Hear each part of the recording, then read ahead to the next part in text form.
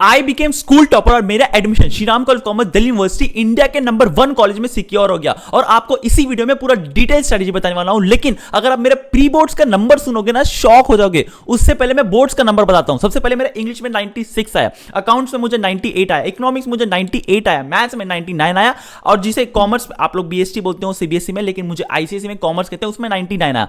हिंदी में मुझे 95 आया। देखो मैं आपको सीएसटी बोलता हूं, मेरा प्री बोर्ड्स में 70% आया था लगभग। और बहुत तो बोलते हैं, आप लोग सुनते होगे जितना प्री बोर्ड्स में आया उससे 10 से 15% आप लोग बढ़ा लो तो बोर्ड्स में मिल जाएगा। लेकिन मुझे 95% प्लस सिक्योर किया, स्कूल टॉपर बना और इंडिया के नंबर 1 कॉलेज में, इंडिया के नंबर 1 कॉलेज एसआरसीसी में एडमिशन सिक्योर किया। अब आप बहुत ध्यान से सुनना, आपका सीबीएसई का डेट शीट रिलीज हो गया और बाकी सारी बोर्ड्स का भी डेट शीट रिलीज होते रहेगा। लेकिन आप लोग को अभी किस तरीके से फॉलो करना है, क्योंकि 3 मंथ्स बाकी है। 3 मंथ्स में आपको कम बैक करना है। 3 कम बैक करने का मतलब ये हो गया कि भैया आपको सिक्योर करना है 90% प्लस। और देखो हजारों स्टूडेंट्स, मतलब मैं तो बोलूंगा लाखों स्टूडेंट्स मेरा वीडियो देखती है और लाखों स्टूडेंट्स ने इसका फायदा उठाया। मैं आपको साथ साथ शेयर करने वाला हूं। सबसे पहले चीज है किस तरीके से आपको स्ट्रेटेजी रहना चाहिए, क्या डेली टारगेट्स रहना चाहिए, मंथ वाइज स्ट्रेटेजी बताऊंगा। साथ आप लोग किस तरीके से आगे बढ़ सकते हो। और नेक्स्ट वीडियोस जो आने वाली है उसमें आपको इंपॉर्टेंट टॉपिक्स, इंपॉर्टेंट क्वेश्चंस, वो सारी चीज बताने वाला हूं। तो उसके लिए चैनल को सब्सक्राइब करके रख लेना। और मोस्ट इंपॉर्टेंट चीज सीयूईटी, जिन लोगों को नहीं पता भैया सीयूईटी एग्जाम दोगे तब जाके एसआरसीसी में एडमिशन होगा,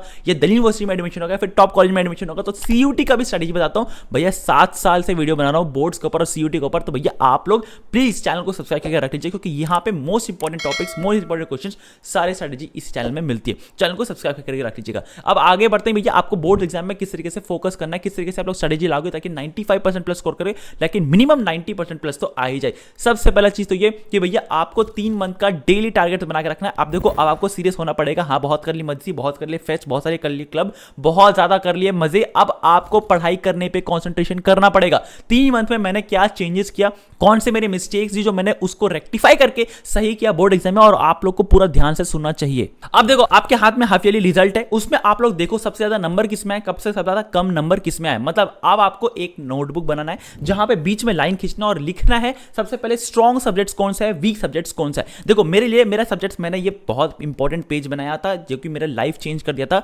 ये पेज आपको काम आएगा। सबसे पहले हार्ड सब्जेक्ट्स बनाओ जहां पे स्ट्रॉन्ग सब्जेक्ट्स लिखो, जहां पे आपको सबसे ज्यादा नंबर मिल रहा है, आपको कॉन्सेप्ट समझ आ रहा है।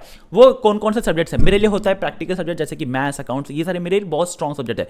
आपको लिखना है वीक सब्जेक्ट्स। वीक में मतलब आप लोग को कौन कौन से समझ नहीं आ रहा, जहां पे आप लोग को लगता है कि भाई मेरा यहाँ पे ना थोड़ा सा दिक्कत होगा, उसमें कौन कौन सा, जैसे कि मुझे कॉमर्स लगता था, इकोनॉमिक्स लगता था, इंग्लिश लगता था। तो उसमें वीक सब्जेक्ट्स पे आपको बाइफिकेट करो। आपका हाफ ईयरली नंबर में सबसे ज्यादा नंबर कम आ रहा होगा ना, वीक होगा, जो अच्छा नंबर आ रहा होगा वो स्ट्रांग होगा। ये डिफरेंशिएट करके रख लो, क्योंकि इस पे ये बहुत ज्यादा महत्वपूर्ण है, ये नींव है, इसके ऊपर फाउंडेशन बनेगा। अब आपको यहाँ पे डेली टारगेट्स रखना है कि भैया आप लोग डेली टारगेट्स में कैसे कैसे पढ़ाई करोगे। मैंने ना हर दिन अपने स्टडी टेबल के ऊपर एक चार्ट बना लिया था, जहां पे मुझे हर चैप्टर का मुझे लिखा था कि भैया आज मुझे इतना पढ़ाई करना है। देखो आपको सिर्फ 3 घंटा पढ़ाई करना है, 3 से 4 घंटा मैक्सिमम, 12 घंटा 16 घंटा पढ़ाई करने का जरूरत नहीं है। 3 घंटा पढ़ाई करो, अच्छी तरीके से पढ़ाई करो, 3 घंटा में आप लोग पढ़ाई कर लोगे। आप लोग को सिंपली रखना है अपना टेबल के सामने, अपना चार्ट बनाना, डेली टारगेट्स लिखना है। डेली टारगेट्स लिखने के बाद उसमें टिक लगाना है। जब तक आप टिक नहीं लगाओगे आपका नहीं होगा। अब आपको नवंबर मंथ में मैं स्टार्टिंग में वीडियो डाल रहा हूं, क्योंकि भैया नवंबर मंथ से आपको पूरा ध्यान से लगा के पढ़ाई करना है, क्योंकि डेट शीट आ गया, सीरियस होने का टाइम हो गया।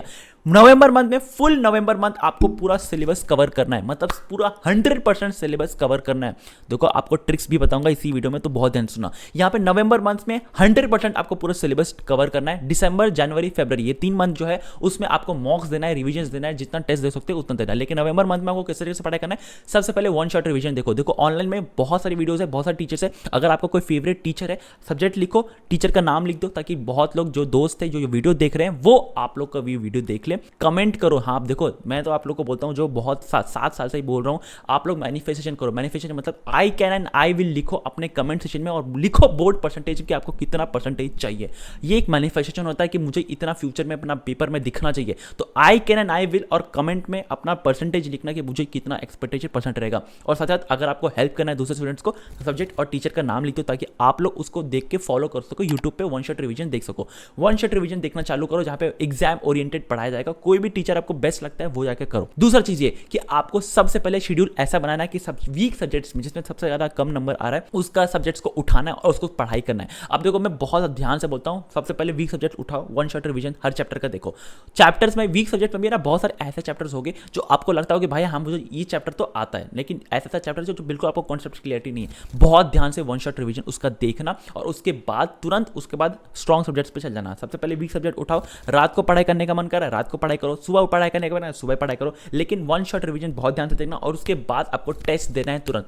देखो बहुत लोग बोलते हैं कि भैया ये क्या बात हो गया कि तुरंत कैसे टेस्ट दे दो। मैंने ऐसे ही फॉलो किया था, मैंने जैसे ही पढ़ाई किया तुरंत प्रीवियस से क्वेश्चन पेपर गया, प्रीवियस क्वेश्चन पेपर सॉल्व करके बैठ गया। मुझे पता था अब मुझे नहीं होगा सॉल्व, मुझे कोई दिक्कत आएगा, कोई पॉइंट नहीं लिख पाऊंगा, कोई बात नहीं है। आपका ऐसा नहीं है, आपका कोई ईगो हर्ट नहीं हो जाएगा। आपको आज का टाइम पे पता करना है, देखो हार्श वर्ड बोलने वाला हूं कि आपका औकात क्या है आज का टाइम पे। आप लोग जाओ प्रीवियस क्वेश्चन जैसे सॉल्व करोगे ना, जो भी चैप्टर का पढ़ाई करोगे उसका प्रीवियस क्वेश्चन जैसे सॉल्व करोगे ना, आपको लगेगा कि भाई मुझे ये नहीं आता, ये क्वेश्चन नहीं आता, इससे आपका रिवीजन होगा, आपका माइंड चुभेगा और वही जब आज फेल करोगे ना तो कल सक्सेस करोगे। तो भैया आपको अभी क्या करना है, सबसे पहले अपना वन शॉट रिवीजन देखना है और उसके बाद प्रीवियस क्वेश्चन पर सॉल्व करने बैठ जाना है तुरंत। अब देखो नवंबर मंथ का मैंने पूरा बता दिया था कि आप लोग किस तरह से सॉल्व करना है, लेकिन हाँ दिसंबर और जनवरी और फरवरी, इसमें दिसंबर मंथ में full revision full mock test देना है। अभी आप लोग चैप्टर वाइज और पोर्शन वाइज टेस्ट दो, लेकिन नवंबर मंथ में दिसंबर मंथ में आप लोग को फुल सिलेबस मॉक टेस्ट देना है, फुल सिलेबस आपको प्रीवियस क्वेश्चन पर सॉल्व करना है। जनवरी फरवरी के लिए मैं अलग शेड्यूल बना दूंगा, उसके लिए चैनल को सब्सक्राइब करके रख लीजिएगा। लेकिन हाँ आपको नवंबर और दिसंबर में बहुत ज्यादा ध्यान से टेस्ट रेगुलर अभी से चालू कर देना। अभी से मान लो कि भैया आपको अभी से ही आपका बोर्ड एग्जाम है, अब आपको पढ़ाई करना है एनसीईआरटी। अब देखो बहुत लोग क्या करते हैं कि अलग अलग किताब पढ़ लेते हैं, जो लोग सीबीएसई में भी रह के अलग किताब पढ़ लेते हैं। सीबीएसई स्ट्रिक्टली फॉलो करता है एनसीईआरटी। अगर आपके पास एनसीईआरटी नहीं है, फ्री में प्रोवाइड कर रहा हूं, डिस्क्रिप्शन बॉक्स में डाल दिया है मैंने, डिस्क्रिप्शन बॉक्स में जाकर डायरेक्टली एनसीईआरटी को एक्सेस कर सकते हो ऑनलाइन, किसी को खरीदने की जरूरत नहीं। एनसीईआरटी को भगवत गीता मान के रखना, मैं हर वीडियो बोलता हूं। जो लोग टॉपर्स बनते हैं सीबीएसई को, एनसीईआरटी उठा के पढ़ाई करता है भैया। एनसीईआरटी का पूरा लाइन बाय लाइन पहला तो नवंबर मंथ में चार्ट लो, लिटरली एकदम फर्स्ट वर्ड से लेके एंड तक चार्ट लो। एनसीईआरटी का हर चैप्टर का पीछे का क्वेश्चंस आता है, एनसीबीएसई ना लिटरली स्ट्रेट फॉरवर्ड उठाता है उस क्वेश्चंस को और बोर्ड में दे देता है। बहुत ध्यान से हर चैप्टर का पीछे का, अभी सॉल्व नहीं करोगे तो कभी सॉल्व करने का टाइम नहीं मिलेगा, पीछे का क्वेश्चन सॉल्व करो सिंसियरली। अब एक चीज बहुत ध्यान सुनना, आप लोग क्या करते हो, वन शॉट रिवीजन देखते हो, आराम से बैठ के देख लोगे, हाँ लेक्चर तो आ गया, एग्जाम्पल देखते हो, क्वेश्चन जो आंसर सोल्यूशन रहता है वो देख लेते हो और छोड़ देते हो। भैया नहीं, हाथ से लिखना है, अपना पेन उठाओ, शरीर इतना लेजी मत बनो, उठो, जब तक उठोगे नहीं तब तक आप करोगे नहीं, उठो और थोड़ा सा लिखो। अब बहुत ध्यान से बोलना, आपको मैं बहुत ध्यान से बोलना चाहता हूं कि भैया जब तक आप पेन में चलाओगे नहीं ना प्रेजेंटेशन, और आपका कीवर्ड समझ नहीं आएगा।